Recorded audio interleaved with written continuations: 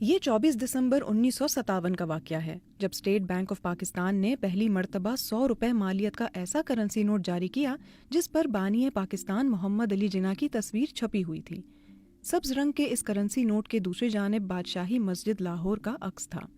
یہ currency note back وقت کراچی، لاہور اور ڈھاکہ یعنی موجودہ بنگلہ دیش سے جاری ہوئے تھے۔ اس نوٹ پر اسٹیٹ بینک آف پاکستان کے اس وقت کے گورنر عبدالقادر کے دستخط تھے جو اردو زبان میں کیے گئے تھے۔ یہ پاکستان کے پہلے کرنسی نوٹ تھے جن پر کوئی انسانی تصویر شائع ہوئی تھی۔ محمد علی جناح کی تصویر والے اس کرنسی نوٹ کے جاری ہونے کے بعد علماء اور دیگر افراد کی جانب سے شدید رد عمل بھی دیکھنے میں آیا تھا۔ اسی سلسلے کی پہلی خبر 30 دسمبر 1957 کے روزنامہ جنگ میں شائع ہوئی۔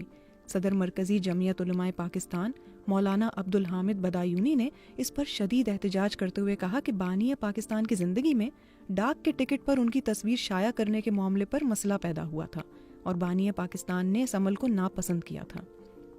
ان کے مطابق بانی پاکستان نے اپنی زندگی میں یہی مناسب سمجھا تھا کہ ڈاک ٹکٹوں پر چاند تارے یا کسی مشہور پاکستانی عمارت کی تصویر دی جائے۔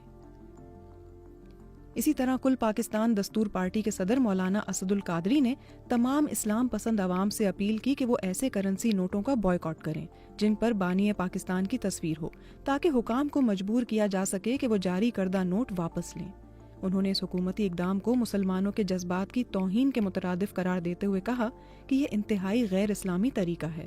انہوں نے صدر اسکندر مرزا اور وزیر مالیات سے اپیل کی کہ وہ عوام کے جذبات کا احترام کرتے ہوئے ان نوٹوں کو واپس لے لیں۔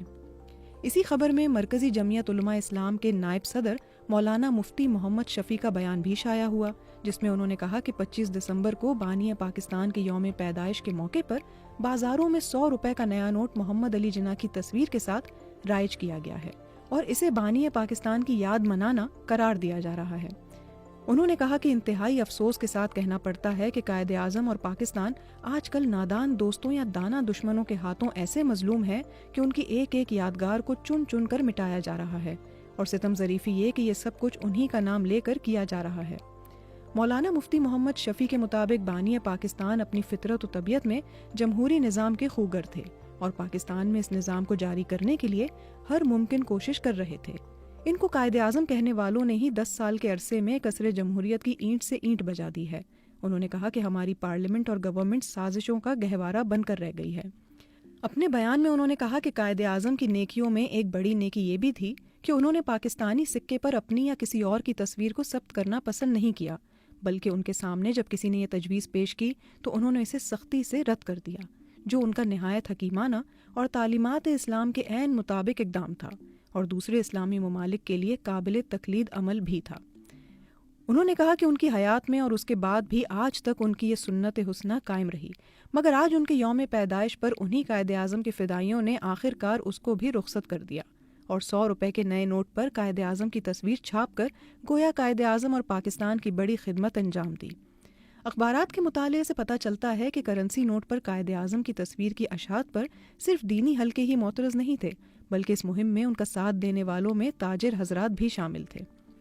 31 دسمبر 1957 کو شائع ہونے والی خبر کے مطابق سرگودھا کی 8 مختلف مذہبی اور دیگر جماعتوں کے رہنماؤں نے ایک مشترکہ بیان میں کہا کہ پاکستانی نوٹوں پر تصاویر چھاپنے کے متعلق اسٹیٹ بینک آف پاکستان کی نئی تجویز حکومت پاکستان کے دستور کے رہنما اصولوں اور اس کی روح کے سراسر خلاف ہے۔ حالانکہ پاکستانی حکام نے دستور کی وفاداری کا حلف لے رکھا ہے۔ ہم اس تجویز پر سخت احتجاج کرتے ہیں اور governor state Bank of Pakistan اور حکومت پاکستان سے مطالبہ کرتے ہیں کہ وہ اس قسم کی تجویز پر عمل درآمد نہ کریں جس سے پاکستانی سکوں پر کسی فرد کی تصویر چھاپنے کی رسم جاری ہو۔ انہوں نے کہا کہ پاکستان ایک جمہوری ملک ہے اور یہاں بادشاہت پرستی کی یادگاروں کو دوبارہ زندہ نہیں کرنا چاہیے۔ اسی زمانے میں اخبارات میں قارئین کے مراسلات بھی شائع ہوئے جس میں کچھ قارئین نے علماء کے احتجاج کی تائید کی تھی، جبکہ کچھ لوگوں نے اسٹیٹ بینک کے اس اقدام کو قابل تعریف قرار دیا تھا۔ اسی زمانے میں کرنسی نوٹ پر بانی پاکستان کی تصویر چھاپے جانے پر معروف شاعر احسان دانش نے اپنے جذبات کا اظہار کرتے ہوئے یہ اشعار کہے: دیکھوں دیکھوں کیا عجوبہ ہے ذرا دینا ادھر، قائد اعظم کی ہے تصویر 100 کے نوٹ پر، ذہن بھٹکا ہے یہ کس کا، یہ ستم کس نے کیا، میری خوش طبعی میں شامل زہر غم کس نے کیا، مصلحت کہہ کر زبان حال سے دی جائے گی، کیا اسی تصویر سے رشوت بھی لی دی جائے گی، دل لرز اٹھے نہ کیوں اس خواب کی تعبیر سے، رات دن ہوگی اسمگلنگ بھی اسی تصویر سے؟